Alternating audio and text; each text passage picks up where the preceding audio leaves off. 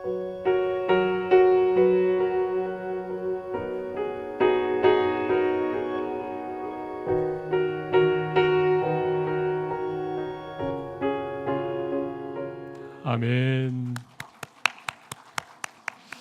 믿는 자에게 능치 못함이 없도록 구하는 우리에게 모든 것을 주시는 하나님께 모든 영광과 찬양을 올려드립니다. 귀한 찬양 감사합니다. 우리 오늘 말씀 듣기 전에 우리 앞뒤 좌우에 이렇게 한번 서로 축복하고 말씀 듣겠습니다. 한 주간 평안하셨습니까? 오늘도 말씀의 은혜가 있으시기를 바랍니다. 네.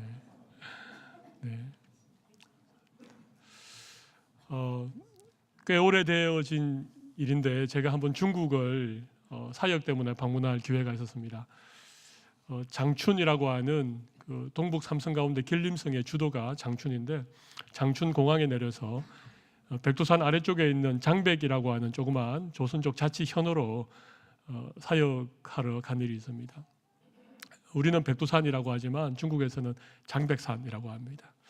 장춘에서부터 한 6시간 정도 차를 타고 가야 되는데 저희를 픽업한 조선족 청년이 운전을 굉장히 잘하는 청년이었습니다. 1시간 정도는 고속도로 같은 도로를 달리고 이제 그 다음부터 한 5시간을 국도를 달려가는데 이 친구가 고속도로에서 그 가던 속도를 그대로 유지하면서 국도를 달려가는 겁니다. 제가 볼 때 한 시속 90km에서 한 100km 정도를 놓고 가는데 그 국도는 중앙선이 없는 1차선 도로입니다. 거기에 큰 화물차, 그 다음에 대형 버스, 그 다음에 승용차, 오토바이, 자전거, 우마차, 소말, 짐승 이런 것들이 같이 다니고 사람들도 그 길로 다닙니다. 근데 이 중국 분들이 참 신기한 게 차가 경적을 울려도 이분들이 피하지 않습니다. 차가 사람을 피해가야 됩니다. 근데 그런 도로를 시속 한 90km, 100km 정도를 이렇게 달려가는데 제가 그냥 손잡이를 꽉 잡고 다리에 힘을 주고 그렇게 아무튼 5시간을 달려서 목적지에 도착했는데 저랑 동행했던 집사님이 내리자마자 저보고 와, 목사님 왜 그렇게 믿음이 좋은지 어떻게 그런 상황에서 주무실 수 있습니까? 저는 너무 무서워서 운전하는 친구 눈만 보고 왔다는 겁니다.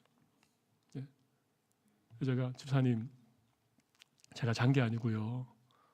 차마 눈 뜨고 볼 수 없어서 눈을 감고 있었습니다. 얼마나 두려웠던지요. 정말 저도 운전을 잘하는 편이긴 하지만 얼마나 두려웠던지 모릅니다. 우리가 살다 보면 크고 작은 일에 우리의 마음에 두려움이 찾아올 때가 늘 있다고 생각합니다. 불확실한 내일에 대한 어떤 두려움도 있고 특별히 건강검진을 앞두고 있는 분들은 건강에 대해서 염려와 두려움이 생기게 된다고 생각을 합니다. 아무튼 참 다양한 종류의 두려움이 끊임없이 우리에게 찾아오는데 오늘 이 이사야서는 우리가 잘 아는 것처럼 굉장히 어려운 시기에 기록되어진 예언서입니다. 그 남북으로 나뉘어졌던 그 북왕국 이스라엘이 아수르라고 하는 신흥 강대국에 완전히 멸망을 당해버렸습니다. 그리고 그 열세를 몰아서 산헤립이라고 하는 이 아수르의 왕이 대군을 이끌고 지금 예루살렘으로 침공해 와서 예루살렘 성을 이렇게 포위하고 거의 한 40일, 한 달 넘어까지 이렇게 포위하고 있는 이런 상황들. 많은 성들이 무너지고 백성들이 포로로 잡혀가고 모든 것이 참 암담한 그런 상황 가운데 이사야가 그 절망과 두려움 가운데 있는 백성들에게 오늘 이 희망의 메시지를, 오늘 이 약속의 말씀을 전하고 있는 것입니다. 아마 지난 한 주간 우리 성도들도 세상의 삶 가운데 이런저런 염려와 걱정 또 두려움이 있었는지 모르겠습니다. 어쩌면 제가 9월 첫 주부터 오늘 마지막 주까지 계속 말씀 전하는 주제가 주로 이런 쪽에 연관된 주제로 말씀을 전하고 있습니다.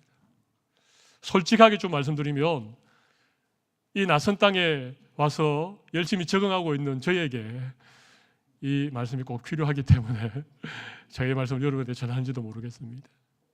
그런데 우리는 어차피 나그네 아닙니까?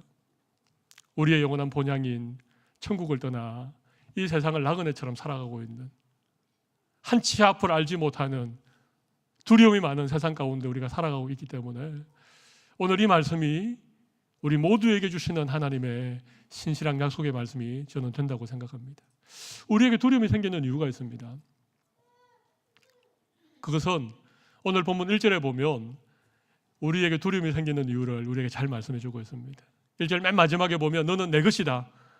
내가 너를 창조했고 내가 너를 구속했고 내가 너를 지명하여 불렀기 때문에 너는 내 것이다. 이렇게 말씀하시는데 자꾸만 우리는 내 인생은 나의 것입니다. 내가 내 삶의 주인입니다. 그런 고집을 내려놓지 않기 때문에 우리에게 끊임없는 두려움이 생긴다고 저는 생각을 합니다.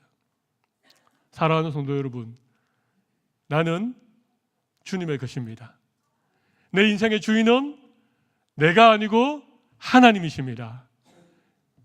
그 믿음의 고백이 오늘 예배하는 여러분 모두에게 있으시기를 바랍니다. 내가 내 인생의 주인이 되기 때문에 우리는 자꾸만 두려움과 염려와 걱정 가운데 지내게 되는 것입니다. 주님이 우리에게 구원의 기쁨도 주셨고 날마다 필요한 맞춤형 은혜를 때를 따라 돕는 은혜를 우리에게 주심에도 불구하고 자꾸만 내가 뭔가를 내 인생의 주인이 되어 해보려고 하기 때문에 두려움이 찾아오는 것입니다. 하나님께서 너는 내 것이다 라고 말하는 이유가 있습니다. 첫 번째 이유는 내가 너를 창조했다. 내가 너를 지었다. 하나님이 우리를 만드셨기 때문에 하나님이 너는 내 것이다. 그렇게 말할 수 있습니다. 하나님이 어떻게 우리를 만드셨습니까? 하나님의 형상을 따라 만드셨습니다. 우리를 보배롭고 존귀하게 만드셨다는 것입니다. 하나님이 우리를 만드실 때 그냥 빵 공장에서 빵을 이렇게 찍어내는 것처럼 그렇게 만드신 것이 아닙니다. 우리는 부모님을 통하여 세상에 왔지만 좀 더 엄밀히 말하면 우리 한 사람 한 사람은 하나님이 다 하나님의 형상을 따라 독특하게 만든 하나님의 작품들, 하나님의 피조물들이십니다. 그래서 우리를 만드셨기 때문에 하나님이 너는 내 것이다. 너 인생의 주인은 하나님이다. 그렇게 말씀할 수 있습니다. 나를 만든 분이 하나님이신데 하나님이 내 인생의 주인이 되는 게 싫으신 분들 계십니까? 두 번째 이유는 오늘 보면 1절 가운데 보면 내가 너를 구속하였고 라는 말씀에서 찾아볼 수 있습니다. 여기 구속이라고 하는 걸 발음을 잘 알아야 됩니다. 구속 이러면 죄를 지어서 이 포승줄에 묶여서 감옥에 들어가는 걸 구속이라고 합니다. 근데 여기 구속이라고 하는 것은 우리를 구원하였는데 우리의 죄값을 대신 지불하고 대신 속량하고 우리를 구원한 것을 구속이라고 그렇게 말합니다. 구속이 아니고 구속입니다. 구속, 우리를 구속하신 거예요. 원래 하나님이 하나님 형상을 따라 보배롭고 존귀하게 우리 한 사람 한 사람을 창조하셨는데 우리의 첫 사람인 아담과 하와가 그 하나님을 떠나서 마치 자기가 자기 인생의 주인인 양 그렇게 하나님과의 맺은 언약을 깨트려 버렸기 때문에 우리 모두는 다 죄의 종로로 타게 되어진, 죄가 우리를 다스리고 사망이 왕노릇하던 그런 인생이었는데 하나님께서 우리를 구원하기 위하여서 독생자 예수님 그분을 우리 대신 십자가에 내어주시고 우리의 모든 죄값을 십자가에서 다 치루어 주시고 우리를 구원해 주셨다는 것입니다. 죄로부터 우리를 다시 사셨다. 그게 구속입니다. 그래서 하나님이 너는 내 것이다 그렇게 말씀하시는 것입니다.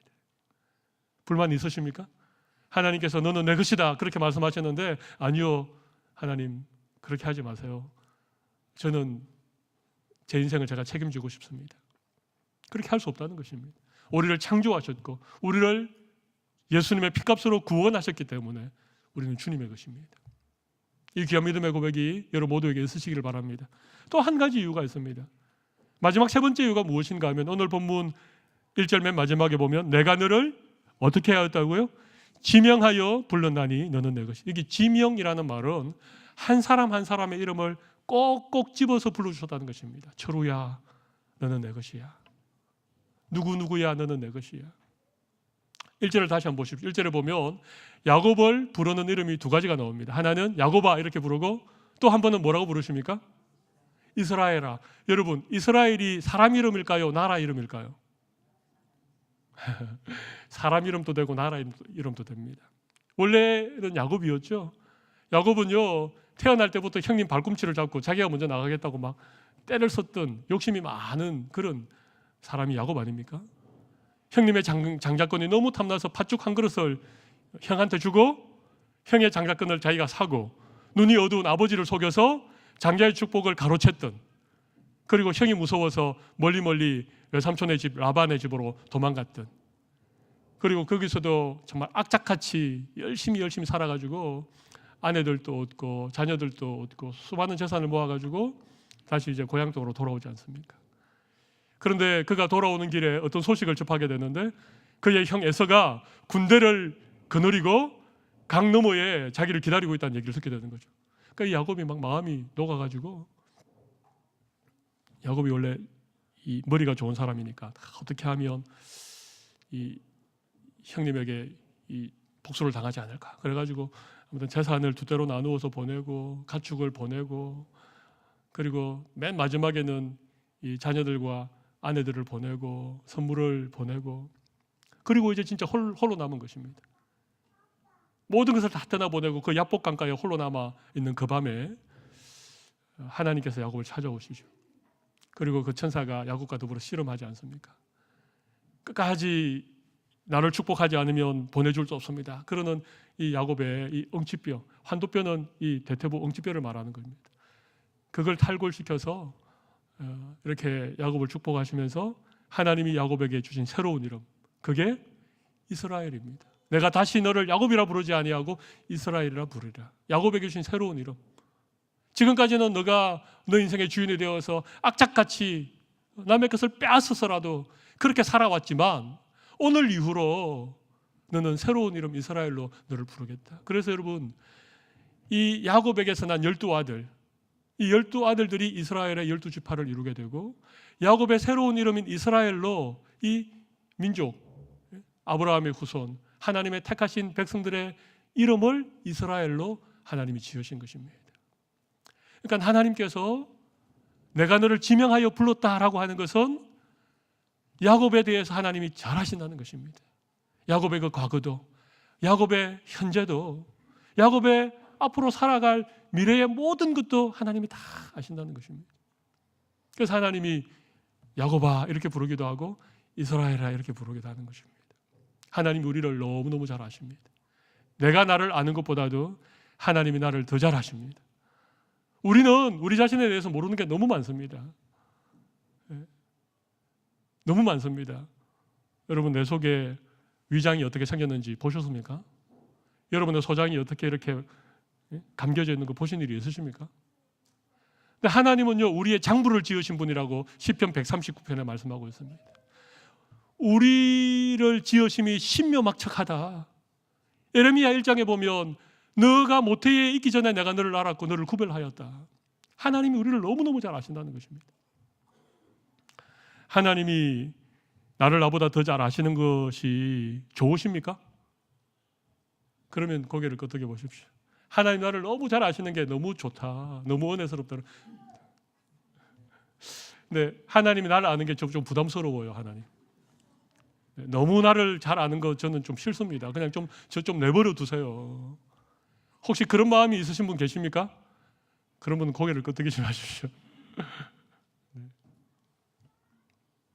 하나님이 나를 잘 아신다는 게, 내 이름을 불러주신다는 게 얼마나 놀라운 일인지 모릅니다. 그 하나님이 오늘 본문 4절에 보면 내가 너를 보배롭고 존귀하게 여기겠다. 그리고 내가 너를 사랑하겠다. 나를 잘 아시는 하나님께서 어떻게 하신다고요? 내가 너를 보배롭고 존귀하게 여기고 내가 너를 사랑하겠다. 하나님께서 내가 나를 사랑하는 것보다도 나를 더 사랑하시는 분이심을 오늘 꼭 믿으시고, 이 하나님께 내 인생을 좀 맡겨드릴 수 있는, 내가 내 인생의 주인입니다라고 하는 것을 좀 내려놓고 하나님이 내 인생의 주인입니다. 나는 주님의 것입니다. 그렇게 오늘 우리 자신과 내 삶의 모든 것을 주님 앞에 드릴 수 있는 귀한 은혜를 우리 모두에게 주시기를 바랍니다. 이 믿음의 고백이 있으면 우리 세상 살면서 좀 두렵고 걱정되는 일들로부터 우리가 승리할 수 있는 귀한 은혜를 주시리라고 생각합니다. 두 번째 이유도 있습니다. 왜 우리가 수많은 두려움 가운데 지낼 수밖에 없는가 하면 우리가 인생을 살다 보면 만만치 않은 일들이 우리의 힘으로는 어떻게 할 수 없는 수많은 인생의 문제와 어떤 고난이 우리 앞에 찾아오기 때문에 그렇습니다. 2절 보시면 이런 말씀이 있죠. 네가 물 가운데로 지날 때에 내가 너와 함께 할 것이라. 강을 건널 때에 물이 너를 침몰하지 못할 것이며 내가 불 가운데로 지날 때에 타지도 아니할 것이요 불꽃이 너를 사르지도 못하겠다. 여기 보면 물 가운데로 지날 때가 있습니다. 또 어떤 때가 있습니까? 강을 건너야 될 때가 있습니다. 또 불 가운데로 지날 때가 있습니다. 이 말은 지나간다는 얘기가 아니라 물이 우리 앞을 가로막고, 그죠? 강이 내 앞길을 방해하고 평소보다 7배나 뜨거운 풀무불이 우리 앞에 있을 수 있다는 것입니다. 이것 때문에 우리가 두려운 것이죠. 내가 건너야 될 강, 내가 지나가야 될 이런 불같은 시험이 우리 앞에 있기 때문에 우리가 두려운 것이죠. 여기서 이해를 잘 해야 되는 대목이 있습니다. 자, 보십시오.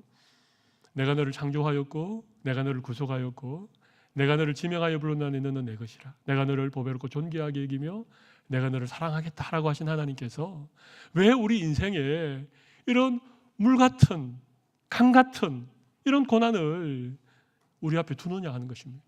왜 우리가 불 사이로 지나가는 그런 인생에 어떤 시련이 있는가? 이 대목이 여러분께서 믿음으로 잘 해석하지 않으면 하나님의 이런 부분들에 대해서 우리가 잘 이해하지 않으면 우리 믿음이 잘 성장하다가 마치 어떤 높은 턱을 딱 만나면 이게 그걸 넘어갈 수 없잖아요. 이걸 넘어야 우리가 계속 우리 믿음이 성장해 갈 수 있는데 이 물 앞에 딱 부딪히고 불같은 시련에 우리가 딱 넘어져서 그 난관을 뛰어넘지 못하면 우리 믿음은 제자리 걸음을 하든지 아니면 뒤로 물러나 침륜에 빠지는 일들이 우리에게 생겨난다는 것입니다. 왜 그럴까요? 제가 오늘 말씀을 준비하면서 대체 물 가운데로 지나는 게 뭘까? 여러분 이 사건은 아시죠? 이스라엘 백성들이 홍해를 건너온 그런 역사적인 사건을 배경으로 한 말씀입니다. 강을 건너는 건 뭡니까? 요단강을 건너는 그 하나님이 주신 가나안 땅에 들어가기 위해서 요단강을 건너는 일이었죠. 그러면 여러분 불 가운데로 지나는 건 뭡니까? 혹시 생각나는 사건이 있으십니까? 다니엘의 세 친구 사드락과 메삭과 아벳노고가 이 믿음을 지키기 위해서 그들이 겪었던 평소보다 7배나 더 뜨거운 풀무불에 던지어졌던 그 성경에 나오는 사건을 지금 불 가운데로 지난다 그렇게 말씀하고 있습니다. 이 세 가지 홍해를 건너고 요단강을 건너고 풀무불에 던져졌던 이 세 가지 사건을 잘 생각해 보시면 이렇게 정리할 수 있습니다. 제가 정리해 볼 테니까 잘 들어보십시오. 홍해를 건넌 것은 우리 구원과 연관되어진 사건입니다. 다시 말하면 구원의 사건, 이것이 홍해를 건너는 것입니다. 여러분 예수 믿고 구원받는 거 놀라운 일입니다. 이 세상에 우리가 받은 은혜 가운데 가장 큰 은혜가 무언가? 우리가 구원받은 것입니다. 천국 백성된 것입니다. 이것보다도 더 놀라운 일은 없습니다. 그런데 그 구원이 그냥 주어집니까? 물론 여기에는 부모님 때부터 예수 믿어서 모태로부터 신앙생활 하신 분이 계실 겁니다. 그래도 여러분의 모태신앙이 여러분 자신의 신앙이 되던가요? 저도 3대 때 모태신앙입니다. 외가로는 4대째 모태신앙입니다. 그런데 제가 언제 주님 만났는가? 제가 20대 초반에 제 인생의 가장 힘든 고난의 시기, 그때 저는 예수님을 인격적으로 만났습니다. 여러분의 인생에 구원의 사건이 있는데 홍해를 건너는 그런 일들이 있습니다. 구원의 사건이죠. 그럼 요단강을 건넌 것은 어떤 사건이라고 말할 수 있습니까? 요단강을 건너야만이 가나안 땅에 들어갈 수 있는데 이 가나안 땅은 하나님께서 아브라함 때로부터 약속하신 땅입니다. 젖과 꿀이 흐르는. 언젠가 너의 후손에게 주리라고 약속하신 그 땅. 그런데 하나님의 그 약속의 땅에 들어가기 위해서는 반드시 요단강을 건너야 된다는 것입니다. 하나님께서 우리에게 주신 약속이 있습니다. 우리에게 주신 꿈이 있습니다. 우리에게 더 좋은 것 주시려고 하는 하나님의 원대한 계획들이 있는데 그것이 그냥 주어집니까? 저절로 주어집니까? 아니요. 요단강을 건너야 됩니다. 그래서 하나님께서 우리에게 더 좋은 것 주시고 하나님 우리에게 주신 그 약속을 성취하기 위해서는 반드시 강을 건너는 일이 우리에게 있을 수 있다는 것입니다. 하나님이 더 좋은 것 주시기 위한 인생의 사건들이 있습니다. 그러면 불 가운데로 지나는 건 뭘까요? 이건 이 죄악 많은 세상에서 우리가 하나님을 향한 믿음을 지키기 위해서, 하나님의 말씀에 순종하기 위해서 우리가 겪어야 되는 믿음의 시련, 이게 불 가운데로 지나는 것입니다. 세 번째는 좀 싫으시죠? 구원의 사건 좋고 하나님 약속이 이루어지는 거 좋은데 믿음의 시련은 안 겪었으면 좋겠죠. 기도하십시오. 믿음의 시련을 겪지 않게 해주십시오. 그렇게 기도하십시오. 하나님이 우리에게 감당할 시험만 주시고 감당하지 못할 시험을 우리에게 허락하지 않습니다. 저는 주님 불같은 시험 도무지 감당할 수 없습니다. 그렇게 기도하셔도 됩니다. 근데 한 가지는 있습니다. 한 가지는 있는데 여러분이 이 불같은 믿음의 시험을 지나가고 나면 하나님이 우리에게 주시는 은혜가 있습니다. 첫 번째는요, 하나님을 만나게 된다는 것입니다. 욥이 고백한 것처럼 내가 하나님을 귀로만 들어사옵더니 이제는 눈으로 주님을 봅니다. 우리가 이런 바다를 건너고 강을 건너고 불같은 시험을 우리가 지나는 동안 하나님 우리에게 어떤 은혜를 주시는가? 무조건 우리를 보호하시고 머리카락 하나 상하지 아니하겠다라고 약속하신 것은 하나님의 말씀이 분명하게 우리에게 기록하신 것이고 그 외에도 덤으로 주시는 은혜가 무엇인가 하면 우리가 하나님을 만나게 된다는 것입니다. 우리가 그냥 배워서 아는 하나님, 지식적으로 성경 공부를 통하여 알았던 그 하나님을 이런 구원의 사건과 약속의 성취를 위한 사건과 믿음의 시련 때문에 겪는 이런 일들을 우리가 지나가고 나면 그 지나는 동안 우리가 하나님을 만나게 된다는 것입니다. 인격적인 하나님을 만나게 된다는 것입니다. 하나님에 대하여 알던 우리의 믿음이 하나님을 아는 믿음으로 그렇게 하나님께서 우리에게 은혜를 주신다는 것입니다. 이 귀한 은혜가 오늘 예배하는 오클랜드 사랑의 교회 모든 성도들에게 넘치기를 바랍니다. 이 은혜를 하나님께서 우리에게 주시겠다.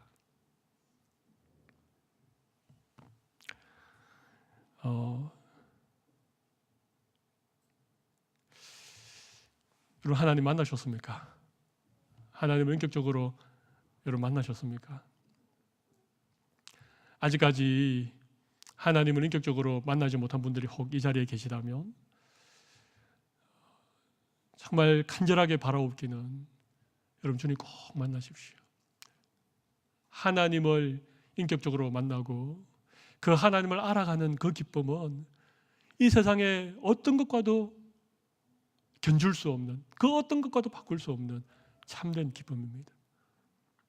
신앙생활을 하면서 아직도 이 기쁨을 누리지 못하고 계시다면, 아직도 하나님과의 이런 인격적인 믿음의 관계가 아직까지 이루어지지 못했다면 여러분 꼭 기도하시기 바랍니다. 다른 어떤 기도보다도 먼저 기도하실 수 있는 여러분들이 되시기를 바랍니다. 근데 보십시오. 그래서 이 물과 강과 불이 해석이 되잖아요. 그죠?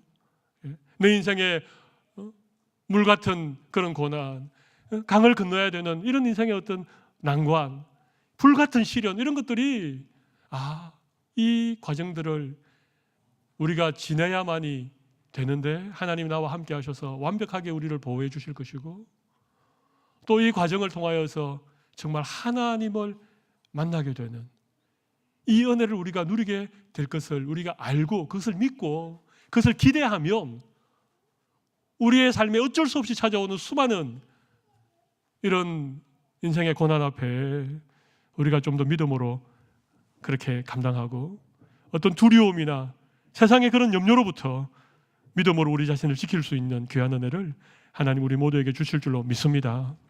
오늘 이 은혜가 예배하는 우리 모든 성도들에게 꼭 있으시기를 간절히 바랍니다. 한 가지만 더 말씀을 드려보도록 하겠습니다. 7절 말씀을 보시면 내 이름으로 불려지는 모든 자 곧 내가 내 영광을 위하여 창조한 자를 오게 하라. 내가 그를 지었고 그를 내가 만들었다. 여기 보면 인생의 분명한 목적이 있습니다. 인생의 목적. 하나님 우리를 창조하시고 우리를 구속하시고 모든 시험으로부터 우리를 보호하시는 이유가 뭡니까? 이유가 뭡니까? 하나님의 영광을 위하여입니다. 하나님의 영광을 위하여. 이것이 우리 사람의 제일 된 목적입니다. 우리의 창조의 목적이고 우리의 구원의 목적이고, 너는 내 것이라고 주님이 말씀하신 목적이 무엇인가? 하나님의 영광을 위하여 우리가 창조되었고 우리가 그렇게 살아가야 된다는 것입니다. 그런데 내 인생의 목적을 잊어버리면, 내가 무엇을 위해서 사는지 그것을 우리가 망각하고 나면 우리는 이방인들과 똑같이 매일처럼 무엇을 먹을까, 무엇을 입을까, 무엇을 마실까? 주님은 내일 일을 염려하지 말라 그랬는데 그 염려로 우리의 마음에 가득 차고 결국 그것 때문에 그냥 우리의 삶에 주님이 주시는 기쁨과 감사와 참된 평강과 그런 은혜들을 우리가 망각하고 힘겹게 하루하루 살아가게 되는 것입니다. 오늘 하나님께서 내 영광을 위하여 창조하셨다라고 하는 이 말씀을 우리 한 사람 한 사람에게 주실 때에 하나님의 영광이 여러분의 인생의 새로운 삶의 목표가 되시기를 바랍니다. 주님 영광 위하여 살면, 주님의 영광을 위하여 살면 우리를 창조하신 그분이 우리의 인생을 책임져 주십니다. 우리를 모든 죄와 사망과 멸망으로부터 구원하신 하나님께서 내 인생을 부족함이 없는 인생으로 채워주시리라고 믿습니다. 하나님께서 우리를 얼마나 잘 알고 계신지요. 지금 내가 겪고 있는 고난, 지금 내가 처해 있는 어려운 상황들, 남들에게 다 얘기 못하는 그런 내 속에 깊이 있는 그런 수많은 기도의 제목들도 하나님이 다 아시는 거예요. 그리고 우리의 이름을 부르시면서 누구야? 너는 내 것이다. 그렇게 말씀하시는 것입니다. 오늘 주님의 이 음성을 듣고 다시 한번 하나님의 자녀로 하나님의 영광을 위하여 존재하는 그런 삶의 목적들을 새롭게 하는 귀한 은혜를 하나님 우리 모두에게 주시기를 바랍니다.